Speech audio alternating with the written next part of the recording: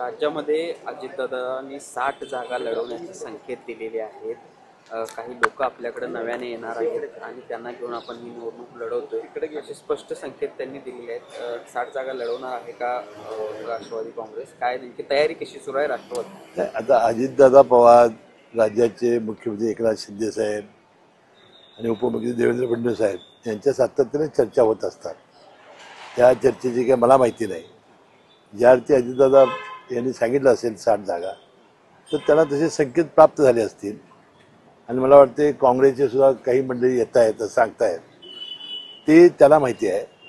आणि मला वाटते ज्याने ते बोललेले आहेत त्याचा अर्थ आहे की त्या पद्धतीनं ही व्यूहरचना करतील.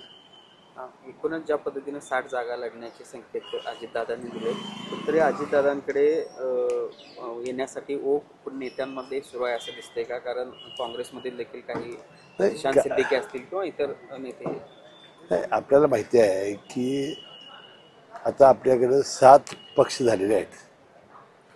आपल्याकडं राष्ट्रवादीचे 2, शिवसेनेचे 2, भारतीय जनता पक्ष, काँग्रेस, मनसे, वंचित आणि अपक्ष. त्यामुळं उमेदवारांची मांदियाळी आहे. आणि तिथल्या विधानसभा मतदारसंघामध्ये लढती यापूर्वी झालेल्या आहेत. त्यामुळं कोण गेला की कोण मिळणार याचं काही गणित करायची गरज नाही, आपोआपच ते मिळतात. त्यामुळे फार कष्ट करण्याची आवश्यकता नाही. आता ज्याला मिळतील त्याला निवडून कसं आणायचं हे पक्षाने आता बघायची आवश्यकता आहे. खरं तर महायुतीचे नेते एका बाजूला एकसंधपणे सगळं काम करत असताना काही भाजपचे जे काही असतील किंवा तानाजी सावंत यांनी देखील महायुतीच्या संदर्भात वक्तव्य केलं. अजितदादांना महायुतीमध्ये घेऊन मोठी चूक झाली किंवा भाजपच्या देखील काही प्रवक्त्यांनी तशा पद्धतीची वक्तव्य असं बोलणं काय येते? तानाजी सावंत साहेब हे एक मुक्त विद्यापीठ आहे. ते मुख्यमंत्र्यांच्यावर सुद्धा बोलतात. आता अशा बोलण्यामुळं युतीमध्ये गैरविश्वासाचं वातावरण तयार होतं. निवडणुकीच्या तोंडावर हे अतिशय हानिकारक आहे. याची जाणीव जर याला नसेल तर त्याला मुख्यमंत्र्यांनी समज देण्याची आवश्यकता आहे. पण या तानाजी सावंतांनी काल एका सभेमध्ये शेतकऱ्यांना पैसे देऊन प्रश्न विचारता का अशा पद्धतीचे देखील एक वादग्रस्त वक्तव्य. नाही, अशी अनेक उदाहरणं त्यांची आहेत. याबद्दल मुख्यमंत्र्यांनी योग्य ती दखल घेऊन निवडणुकीच्या तोंडावर याबद्दल आपल्याबद्दलचा संदेश वाईट जातोय त्याची दखल अतिशय सिरियसली घेण्याची आवश्यकता आहे.